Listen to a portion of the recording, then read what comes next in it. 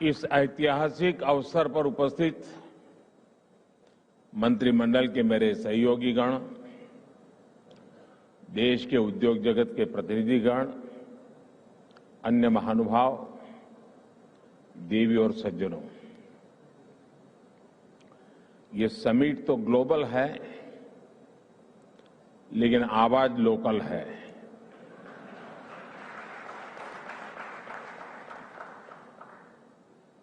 इतना ही नहीं, आगाज भी लोकल है।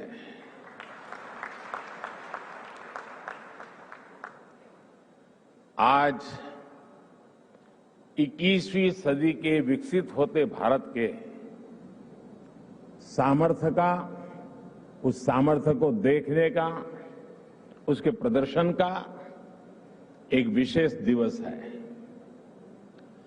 आजादी के अमृत महोत्सव के इस ऐतिहासिक कालखंड में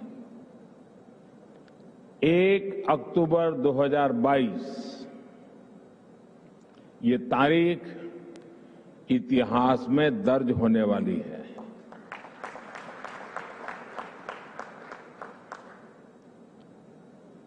दूसरा, ये नवरात्रि का पर्व चल रहा है, शक्ति उपासना का पर्व होता है और 21वीं सदी की जो सबसे बड़ी शक्ति है, उस शक्ति को नई ऊंचाई पर ले जाने का आज भी आरंभ हो रहा है। आज देश की ओर से, देश की टेलीकॉम इंडस्ट्री की ओर से 130 करोड़ भारतवासियों को 5G के तौर पर एक शानदार उपहार मिल रहा है। 5G देश के द्वार पर नए दौर की दस्तक लेके आया है। 5G अवसरों के अनंत आकाश की शुरुआत है। मैं प्रत्येक भारतवासी को इसके लिए बहुत बहुत बधाई देता हूं। साथियों, मैं गौरव से भरे इन क्षणों के साथ ही मुझे खुशी इस बात की भी है कि 5G की शुरुआत में ग्रामीण स्कूलों के बच्चे भी हमारे साथ सहभागी हैं, गांव भी सहभागी है, मजदूर गरीब भी सहभागी है। अभी मैं यूपी के ग्रामीण स्कूल की बेटी 5G होलोग्राम टेक्नोलॉजी के जरिए रूबरू हो रहा था।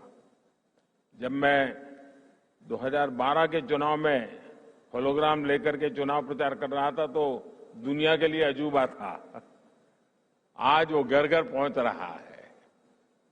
मैंने महसूस किया कि नई तकनीक उनके लिए किस तरह पढ़ाई के मायने बदलते जा रही है। इसी तरह गुजरात, महाराष्ट्र, ओडिशा के गांवों के सुदूर स्कूल तक 5G के जरिए बच्चे बड़े बड़े विशेषज्ञों के साथ क्लास में नई नई चीजें सीख रहे हैं। उनके साथ नए दौर की क्लास का हिस्सा बनना, ये वाकई बहुत रोमांचित करने वाला अनुभव है। साथियों, 5G को लेकर भारत के प्रयासों का एक और संदेश है, नया भारत। टेक्नोलॉजी का सिर्फ कंज्यूमर बनकर नहीं रहेगा, बल्कि भारत उस टेक्नोलॉजी के विकास में, उसके इम्प्लीमेंटेशन में बहुत बड़ी एक्टिव भूमिका निभाएगा। भविष्य की वायरलेस टेक्नोलॉजी को डिजाइन करने में, उससे जुड़ी मैन्युफैक्चरिंग में भारत की बड़ी भूमिका होगी। 2G, 3G, 4G के समय भारत टेक्नोलॉजी के लिए दूसरे देशों पर निर्भर रहा,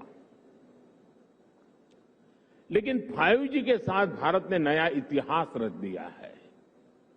5G के साथ भारत पहली बार टेलीकॉम टेक्नोलॉजी में ग्लोबल स्टैंडर्ड तय कर रहा है। भारत लीड कर रहा है। आज इंटरनेट का इस्तेमाल करने वाला हर व्यक्ति इस बात को समझ रहा है कि 5G इंटरनेट का पूरा आर्किटेक्चर बदल कर रख देगा। इसलिए भारत के युवाओं के लिए आज 5G बहुत बड़ी अपॉर्चुनिटी लेकर आया है। मुझे खुशी है कि विकसित भारत का संकल्प लेकर आगे बढ़ रहा हमारा देश दुनिया के अन्य देशों के साथ किस तरह कदम से कदम मिलाकर चल रहा है। ये भारत की बहुत बड़ी सफलता है। डिजिटल इंडिया अभियान की बहुत बड़ी सफलता है।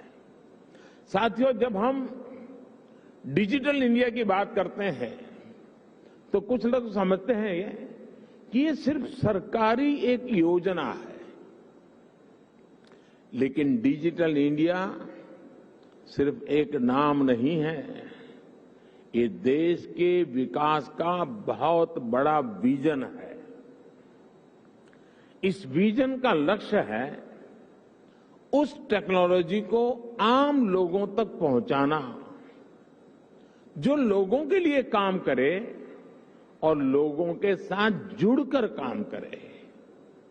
मुझे याद है जब मोबाइल सेक्टर से जुड़े इस विजन के लिए स्ट्रेटेजी बनाई जा रही थी तो मैंने कहा था कि हमारी अप्रोच टुकड़ों टुकड़ों में नहीं होनी चाहिए, बल्कि होलिस्टिक होनी चाहिए। डिजिटल इंडिया की सफलता के लिए जरूरी था कि वो इस सेक्टर के सभी आयामों को एक साथ कवर करे। इसलिए हमने 4 पिलर्स पर और 4 दिशाओं में एक साथ फोकस किया। पहला, डिवाइस की कीमत।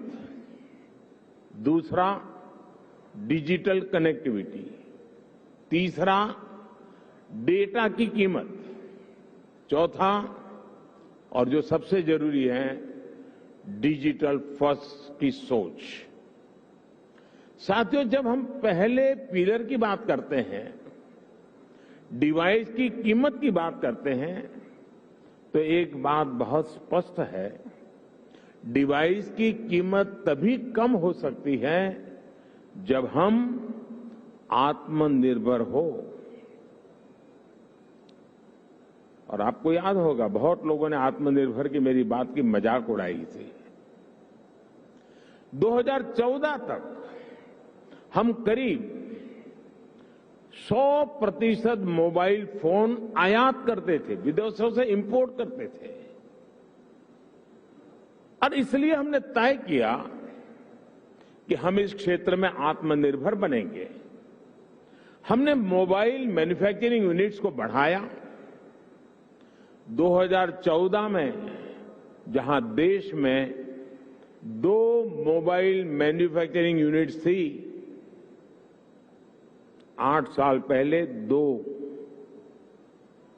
अब उनकी संख्या 200 के ऊपर है।